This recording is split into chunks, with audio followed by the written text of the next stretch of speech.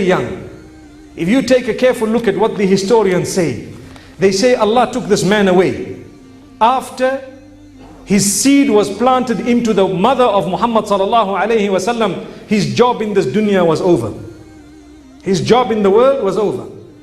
And he passed away 25 years old, whilst Muhammad sallallahu alaihi wasallam was 7 months in the womb of his mother. And his mother Amina binti Wahab ibn Abd Manaf, who was also from the similar clan of Quraysh, she says, it was the easiest gestation period. The pregnancy was simple. I didn't feel anything. The childbirth was absolutely easy, as though I didn't even give birth. Subhanallah. The most blessed of all creatures was just being born. The Prophet ﷺ, his home, people used to enter it, they would have to lower their heads. And Aisha radiallahu anha, she says that when the Prophet made tahajjud, he would have to move her feet. Imagine, the apartment that he lived in with Aisha was so small, they would have to move her feet in salah. It wasn't like, like over there is, that's the salah area, this is the bedroom, that's the lounge, that's the kitchen, that's the dining room, that's the TV room. No, it was just that one room, and the bed itself, subhanallah, made out of palm leaves. So much so that when the Prophet ﷺ used to sleep on it, Umar radiallahu anhu says, Ya Rasulullah, the kings and the emperors of Rome and Persia, they live in such luxury. Ya Rasulullah, look how you are living. You are the Prophet of Allah. You are a messenger of Allah. You have been chosen by Allah. And look at this. Look at your back. Look at all the imprint of those leaves on your back. And the Prophet ﷺ, his simple reply was that those things are for them in this life, but in the year after we will have much more. And this is the reality. And this is something that all of us need to realize, that this life is going to come to an end. From Iraq to China, from the Caucasus to the depths of Africa, he ruled, and he's passing away. And his wife somebody says to his wife, change his clothes. Amir al-Mu'mineen is passing away. She remains quiet. He says again, change his clothes. Amir al-Mu'mineen is passing away. Remains quiet. And the third time the man says it angrily. He said, can't you see the man's dying? Change his clothes. How are you letting him die like this? And she said, I swear by Allah, these are the only clothes that he has. These are the only clothes that he has. But the man left a legacy. He left something behind him. Today in Trinidad, in an island, we remember Umar ibn Abdul Aziz, because these people were heavy in the scales of Allah. And I ask you, how will me and you be when the greatest of creation sallallahu alaihi wasallam, when Umar went into the home of the Aisha, this house was the house of Aisha, the beloved of the Prophet sallallahu alaihi wasallam, and he looks around and there's virtually no materialistic goods, virtually nothing. And his tears begin to flow. And he says, O Messenger of Allah, look at the opulence that the Romans and the Persians live in. The Kisra, they would allow anybody to have an audience. And the Prophet ﷺ was sitting down. And he sat up. He said, oh Umar, even you? Umar, even you, don't you understand? That my example is like a person, a traveler who takes rest under the tree. You don't make the tree your permanent home. This is not our permanent home. Our permanent home is that which is by Allah. That which is by Allah subhanahu wa ta'ala. He said, that is my example. A person who takes shelter and some rest under a tree and then he moves on. And this had amazing bearing on Umar ibn al-Khattab. Umar became Amir al-Mu'mineen. He became Amir al-Mu'mineen. And one day Hafsa radiallahu anha, she came in and she looked at the simplicity which Umar lived. And she said, oh my father, Allah has given us great wealth today. Why are you living in this simplicity? We are the most powerful people, the richest people on the face of this earth. And Umar radiallahu anhu said, oh Hafsa, remind me of the house of the Messenger of Allah. And he began to remind her until she broke down into tears. And Umar radiallahu anhu said, I have two companions who went before me, the Messenger of Allah and Abu Bakr, and that is the path that I will trod. That is the path that I will trod. When Umar ibn al-Khattab radiallahu anhu went to Sham, and he's sitting with Khalid bin Walid, and there was food that he had never seen before, and Umar began to cry, and Khalid said, "Oh Amir al-Mu'mineen, why are you crying?" And Umar radiallahu anhu said, "Look at those who came before us. Those Sahaba who have passed away, they didn't see these foods. They didn't have these luxuries." And Khalid bin Walid radiallahu anhu said, "O Amir al-Mu'mineen, for them is Jannah. For them is Jannah." And Umar turned to Khalid and he said, "What a raw deal then. What a raw deal. For them is Jannah, for us is food. We are happy with what we have." And this is why, and sisters, as believers, we have this short life. It's a life of investment, that we invest in our hereafter. You look at the life of the Prophet ﷺ, the Sahaba radiallahu anhum. They were people who invested in the hereafter. These people weren't shallow people. These people were deep people. Materialistic goods didn't make a difference to them. And I'm not saying you can't have a house or a nice car, but that wasn't their priority in life. Today, somebody buys a new Range Rover and he's got friends that he never knew of. You respecting him for what? Now, think about it. You respecting the man for a piece of metal? And all of a sudden, his respect in the community goes up. You buy a house, a big house, and all of a sudden, your respect and your street cred goes up. What you respecting the man for? For bricks? Is this what this ummah has come to? This was never the criteria, by Allah. This was never the criteria. The criteria was people's taqwa, people's khair. What kind of personality is he? What fikr does he have for the community? What fikr does he have for humanity? How can this ummah, which Allah created for the akhirah, be impressed by metal, by rubber, by bricks? This cannot happen. We were created for a bigger purpose. The greatest of creation, sallallahu alaihi wasallam, left this dunya. He had 11 patches upon his clothes. When Abu Bakr Siddiq radiallahu anhu left this dunya, he had 14 patches upon his clothes. And when he comes out from the funeral and is coming home, his head starts to ache and fever grips him. He's in the house of Maymuna radiallahu anha. So he goes to tell his wives that he has a headache. He comes to the house of Aisha radiallahu anha, and she is crying out, "Wa ra'sa, my head." As in Aisha radiallahu anha, she has a headache too. So the Prophet said, "Bal ana wa ra'sa ya Aisha." No, ya Aisha, my head is the one that is hurting. So they exchanged a few niceties, and the Rasul went. And the fever started to become worse. They say we used to put our hands on the turban of the Prophet and feel the heat of his head burning through the turban. The headache is immense, and he still visits his wives according to their routines. But every house he goes to, he says, "Where am I tomorrow? Which house am I in tomorrow?" And they would say, "You're in this person's house." But when he kept on saying, they realized that maybe there's a house he wants to be in, and out of the adab of the Rasul, he wants to say, "Take me to this person's house." So they said, "Ya Rasulullah, where do you want to be?" He said, "If you permit, I want to stay with Aisha radiallahu anha."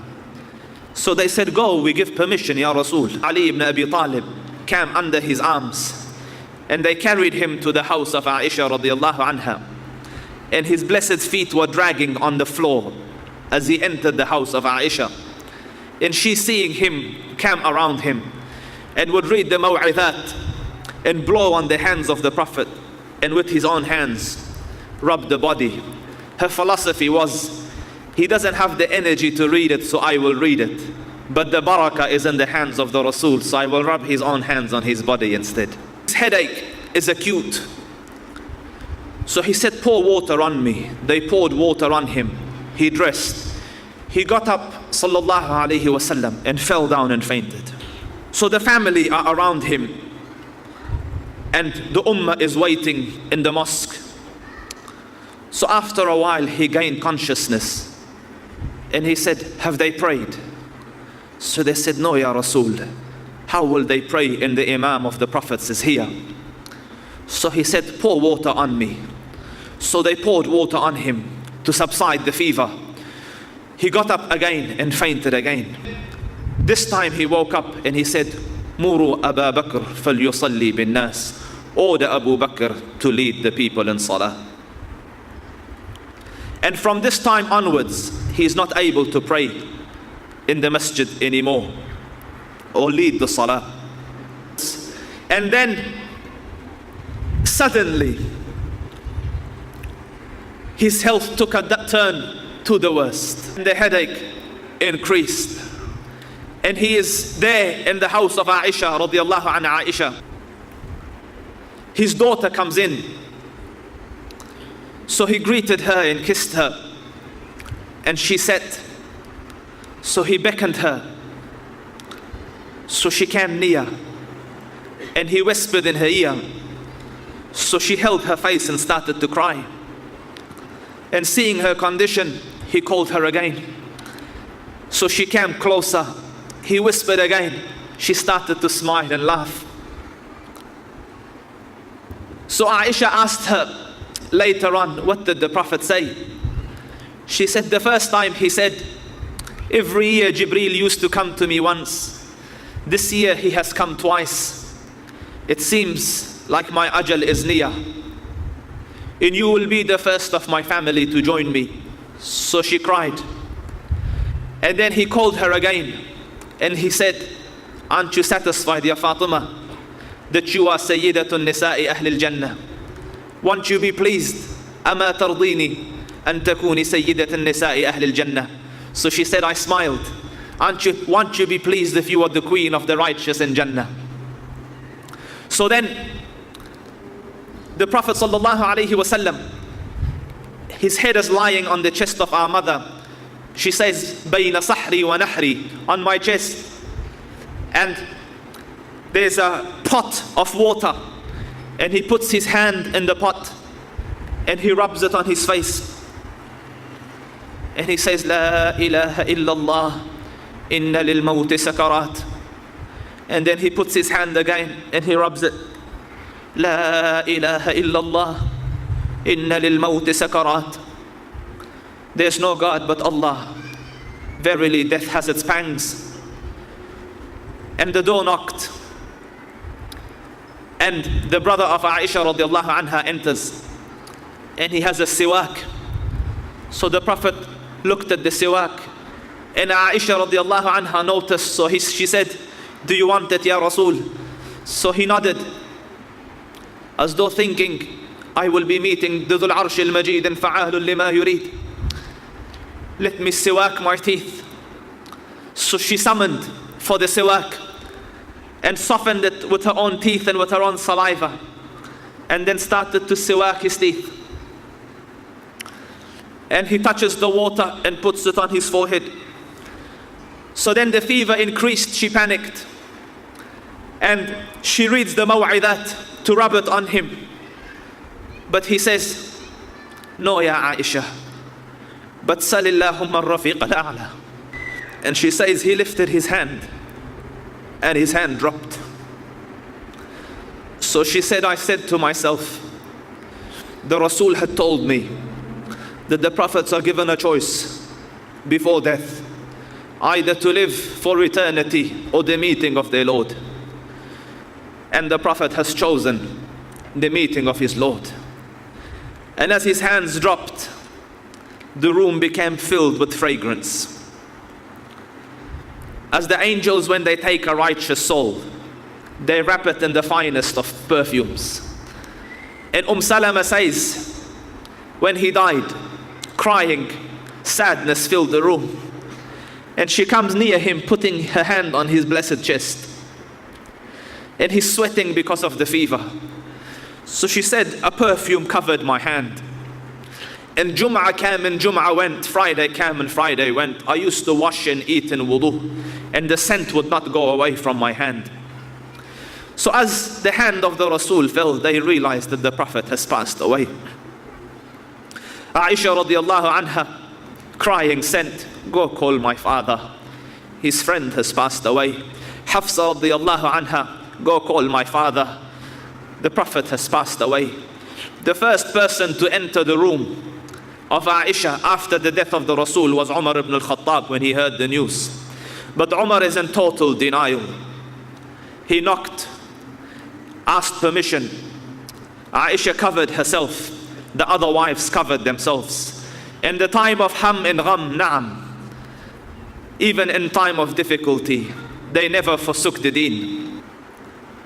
And he looks at the Rasul and he says, wa ghashya, wa ghashya, wa ghashya. Oh, you are so unconscious. You have fallen so unconscious.